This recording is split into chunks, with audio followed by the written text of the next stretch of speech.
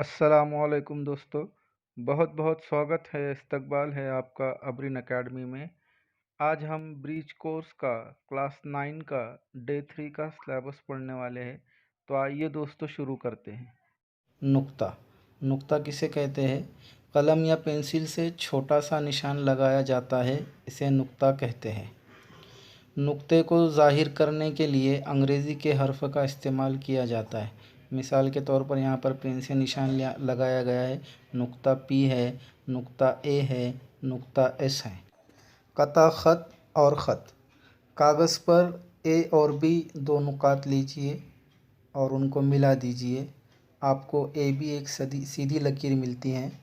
अब सवाल यह है कि क्या हम इस लकीर को नुक्ता ए की जानिब आगे तक बढ़ा सकते हैं, या फिर क्या इस लकीर को हम नुक्ता बी की जानिब आगे तक बढ़ा सकते हैं?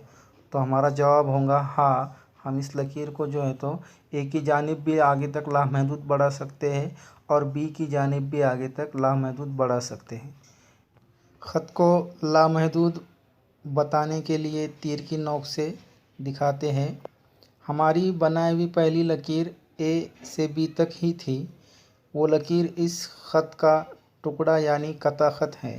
कता ख़त को महदूद दिखाने वाले दो नुकात होते हैं, इन्हें इख्तितामी नुकात या सिरे कहते हैं। और कता ख़त ए बी को मुख्तसरन कता ए बी लिखते हैं। शुआ, यहाँ पर आपको सूरज की और टॉर्च की तस्वीर नज़र आ रही है। तो सूरज से निकलने वाली शुआएं तमाम सिमतों में आगे ही आगे जाती रहती हैं, या फिर टॉर्च से निकलने वाली रोशनी की शुआएं एक जगह से निकलकर एक ही सिमत में आगे ही आगे जाती रहती हैं। शुआ ख़त का एक हिस्सा होती है, एक नुक्ते से शुरू होकर वो एक ही सिमत में आगे जाती रहती है। शुआ के शुरू के नुक्ते को इब्तिदाई नुक्ता या मब्दा कहते हैं। यहाँ पी इब्तिदाई नुक्ता है। ये ज़ाहिर करने के लिए कि क्यू की सिमत में शुआ लामहदूद है, तीर की नोक बनाई गई है।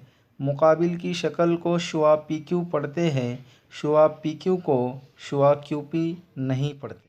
कुछ सवालात है, इन्हें हल कीजिए। आज के वीडियो में बस इतना ही दोस्तों।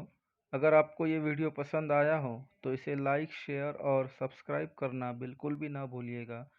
मिलते हैं अगले वीडियो में एक नए टॉपिक के साथ। तब तक के लिए अल्लाह हाफ़िज़।